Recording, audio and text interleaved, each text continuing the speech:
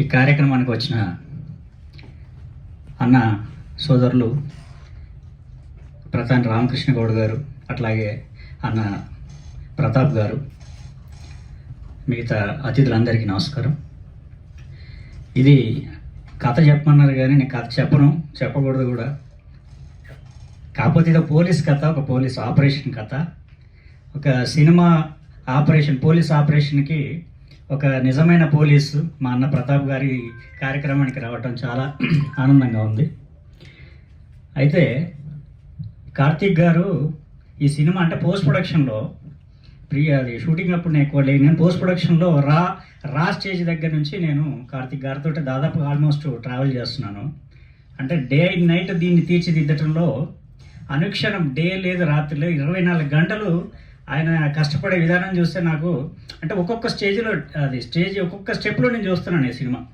అంటే ఇవాళ ఒక ట్రైలర్ దాకా వచ్చి చూస్తే నిజంగా ఒక అద్భుతమైన సినిమా కనబడింది.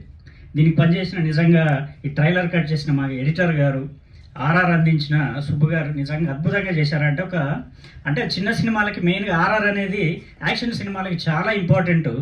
అట్లాంటిది ఆర్ఆర్ ఒక పెద్ద సినిమా రేంజ్లో అద్భుతంగా చేశారు. అట్లాగే ఈ సినిమాలో అంటే దాదాపుగా కొన్ని సినిమాలు చేసిన వాళ్ళు ఉన్నారు, లేదు పూర్తిగా కొత్త వాళ్ళు కూడా ఉన్నారు. మా హీరో నరేష్ కానీ, శాండీ కానీ చాలా అద్భుతమైన పెర్ఫార్మెన్స్ చేశారు దీంట్లో.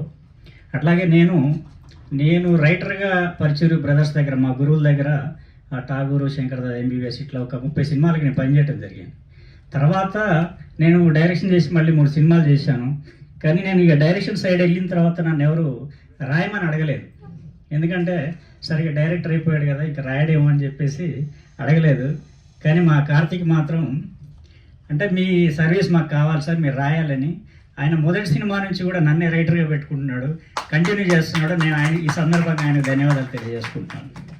నాకు కూడా అంటే కోరి నన్ను ఎంచుకున్నందుకు నా వంతుగా ఓ రైటర్గా నేనేం చేయగలను నా ఎక్స్పీరియన్స్ ఉపయోగించి అని చెప్పేసి మ్యాక్సిమం ఎఫర్ట్స్ పెట్టి ఆయన సినిమాలకి నేను నా వంతుగా నేను చేయగలిగింది చేస్తూ ఉన్నాను. నేను రైటర్గానే నా ఎక్స్పీరియన్స్ అంతా మా గురువులు పరిచూరు బ్రదర్స్ దగ్గర అసిస్టెంట్ డైరెక్టర్గా నేను డైరెక్షన్ చేసినా కానీ అసిస్టెంట్ డైరెక్టర్గా నేను ఒకే ఒక సినిమాకి పనిచేశాను. అది మా అన్న ప్రధాని రామకృష్ణ గౌడ్ గారు నిర్మించిన అల్లరి పిల్ల అనే ఒక సినిమాకి పనిచేశాను. నేను ఇక వేరే ఏ సినిమాలకి నేను పనిచేయలేదు అప్పటి నుంచి. ఆ ఎక్స్పీరియన్సే నాకు తర్వాత మళ్ళీ రైటర్గా ఉన్న ఎక్స్పీరియన్స్తో నేను డైరెక్షన్ చేశాను.